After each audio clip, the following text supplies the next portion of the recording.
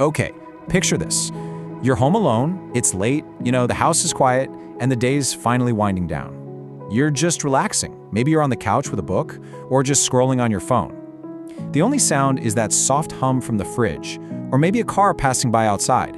And then, bam. It cuts right through the silence, clear as anything, you hear it. Someone calls your name.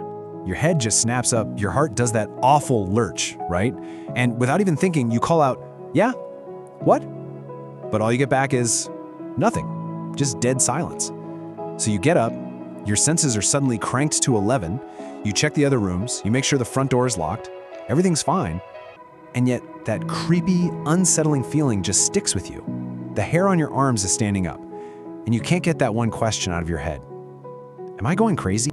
If that little story felt a bit too real, if you're kind of nodding along right now, I want you to listen up. You are not alone, not by a long shot. This whole experience, as weird and isolating as it feels when it happens, is actually one of the most common and fascinating tricks our mind can play on us. That's right, get this. Some studies show that up to 80% of us have experienced this phantom call at some point. So let's just get one thing straight, right here and now. This is not a sign that you're losing your mind. And no, it's probably not a ghost. It's just a really interesting and totally normal quirk of that amazing computer we all have between our ears. So that's our mission in this explainer today. We are going to take that cold spike of fear and replace it with some warm, solid understanding. We're going to pull back the curtain on this mystery. We'll look at the actual neuroscience behind it and really break down what's going on. And by the end, you won't just know why it happens. You'll have a real, science-backed toolkit to deal with it, so you can feel in control and, get some peace of mind. All right, let's get into it. So, the first thing we absolutely have to get our heads around is this. Our brains are not just passive recorders. They're not like a microphone just taking in sound or a camera filming the world. Not at all. Our brains are active, non-stop creators of our reality. They are constantly guessing, interpreting, and filling in the blanks to make the world make sense. Their secret job, really, their prime directive, is to find patterns. And there's a really good reason for this: survival. I mean, think about it. For millions of years, our existence hinged on this pattern spotting ability. Imagine an early human hearing a rustle in the grass. Was it just the wind, or was it a hungry predator? Well, the one who played it safe and assumed it was a threat, even if they were wrong most of the time, was the one who lived to see another day. We are literally the descendants of the anxious and the paranoid.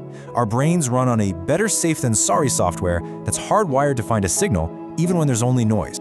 Now, this survival-focused brain of ours has some, let's call them quirks. For one, it absolutely hates a vacuum. Silence or just random fuzzy noise, like a fan or running water, it makes the brain antsy. It's like giving a bored artist a blank wall. It's going to start drawing something on it. It just has to find some meaning. And what's the most important high-priority sound file in its entire library? Yep, your name. Since you were a baby, that sound has meant pay attention. It's linked to your identity, to safety, to everything important. It's the ultimate keyword for your brain. So now we kind of get the evolutionary why. Let's put on our lab coats and dig into the how. What is actually going on inside your head in that moment? To figure this out, we're going to look at 3 huge scientific ideas that, together, really solve this whole mystery. First up, we have something called predictive processing. Now, the old way of thinking was that our senses pick up information and then our brain figures it out. But we now know it's mostly the other way around. Your brain is basically a prediction machine. It's constantly guessing what you're about to see and hear based on everything you've ever experienced. So when a real sound comes along that's kind of vague or fuzzy, the brain doesn't just hear noise. It takes its best guess and slaps a familiar label on it. And that label is very often the most important pattern it knows. Okay, the second piece of the puzzle is your auditory cortex. That's the part of your brain that processes sound. And this is where it gets really wild.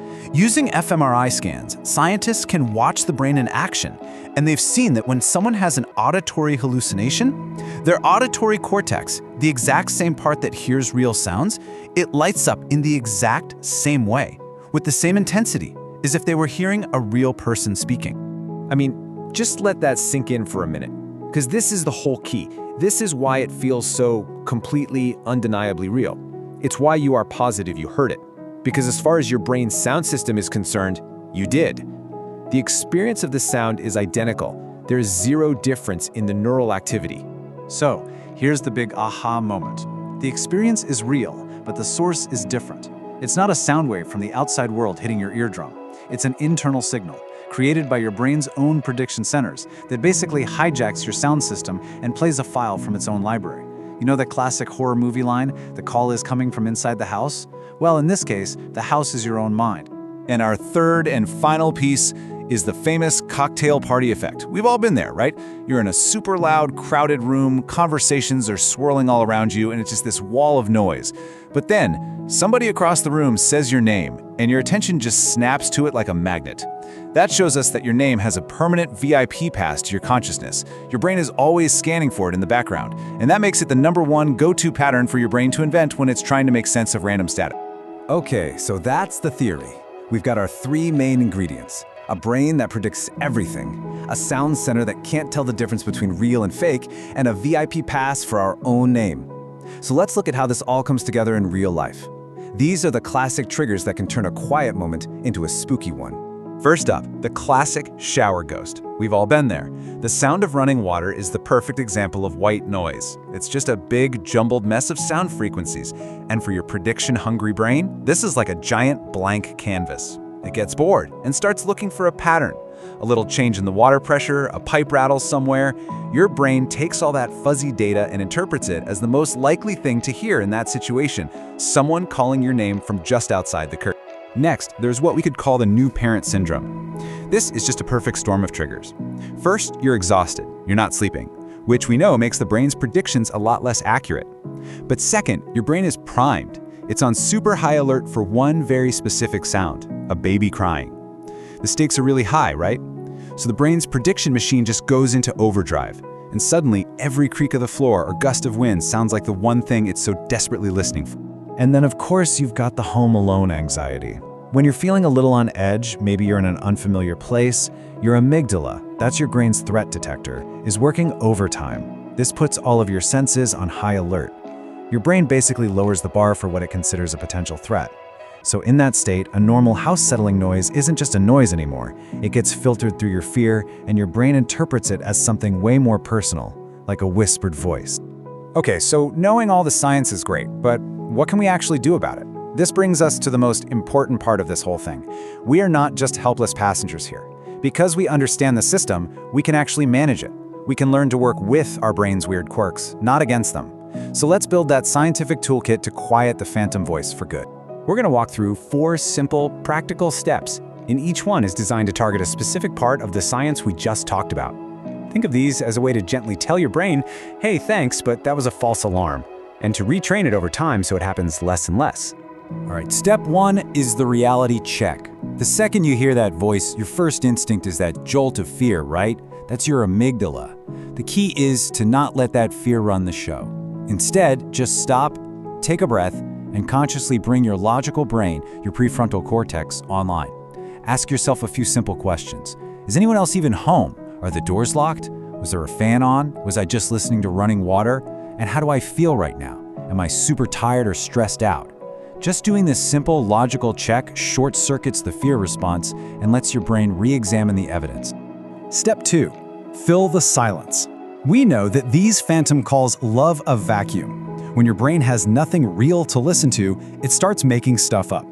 The fix is incredibly simple. Give it a job to do. Put on some music, listen to a podcast, have the TV on low in the background. This gives your auditory system a real, structured signal to work with, which makes it way less likely to go searching for imaginary patterns in the noise. Step 3 is all about tackling that anxiety head-on. If you feel that jolt of fear, you can actually manually calm your nervous system down. One of the fastest ways to do this is something called the physiological sigh. It's super simple. You take 2 quick breaths in through your nose, and then 1 long, slow breath out through your mouth. That's it. This one little action sends a powerful signal to your brain that says, hey, we're safe. It instantly helps pull you out of that panicky fight-or-flight mode. And finally, step 4, which might be the most powerful one in the long run, is to normalize and ignore. See, when you react with fear, when you jump up and search the house, you're basically rewarding your brain. You're telling it, yes, that was a real threat. Good job. Keep sending those alarms. You're reinforcing the habit. The best alternative? Decide to be bored by it. To say to yourself, oh, there's my brain doing that weird pattern thing again, and just go back to what you were doing. When you react with total indifference, you teach your brain the signal is meaningless, and eventually it just gets tired of sending false alarms. So really, the big takeaway from all this is that hearing your name when you're alone isn't some kind of glitch. It's not a bug, it's a feature. It's actually a sign that you have a healthy, smart, pattern-seeking brain that's doing the exact job it evolved to do, keeping you safe. It just gets a little overzealous sometimes. It's not something to be afraid of, but something to understand and maybe even be a little impressed. And that leaves us with one last pretty profound thought to chew on.